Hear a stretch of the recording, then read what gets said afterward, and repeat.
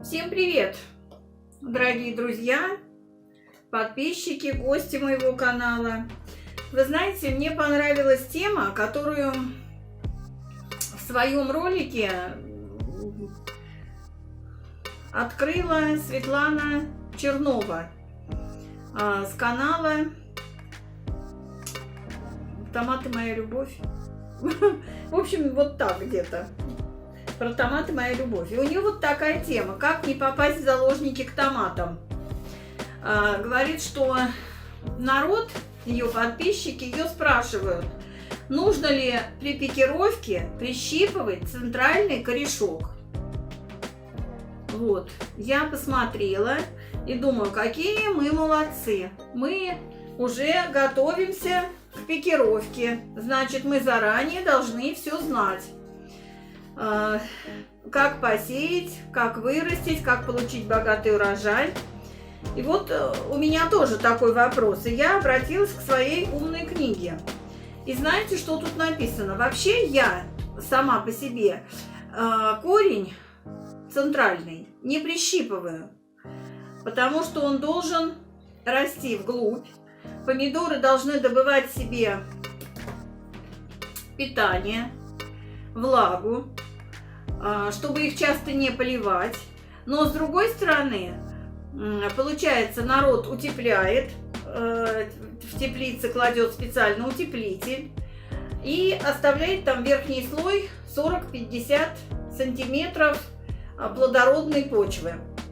Значит, помидор растет, упирается в этот слой, да, в эту подложку, и начинаются у него корни быть такими мочковатыми, и он со всех сторон берет себе питание. И корни у него, между прочим, разрастаются, они такие крепкие, хорошие, но я не прищипываю из других как бы своих целей, потому что я помидоры часто не поливаю. Вот, например, в августе месяце я их вообще не поливаю. Поливаю только помидоры после посадки раза 3, когда они зацветут, когда они уже начинают бутоны и когда уже завязали помидорки.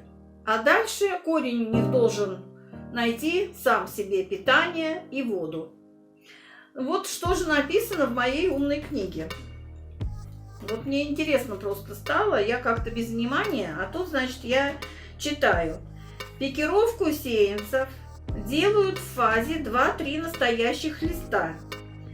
Надо приготовить посадочный горшочек, заполнить почвой на 3-4, на треть объема, хорошо ее полить, слегка уплотнить, сделать карандашом воронку, подцепить рассаду чайной ложкой и опустить в воронку. При этом, если корешок слишком длинный, его надо укоротить на треть длины. Нельзя допускать, чтобы он загнулся вверх. Томат заглубляют по самые семидольные листья. Понятно?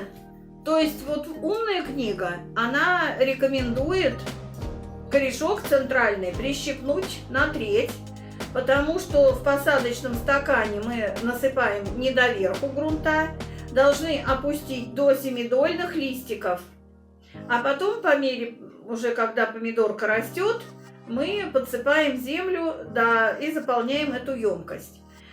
Но получается, видите, корень не должен вот так загибаться, если он длинный.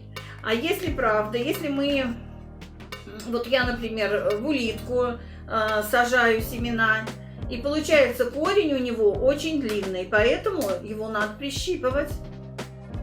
С одной стороны мы, значит, не прищипываем, а оставляем корень длинный, чтобы растение находило себе влагу и питание. А вот в умной книге написано, что корень надо прищипнуть. Так что тоже неоднозначно. Каждый поступает как хочет сам. Все, всем желаю.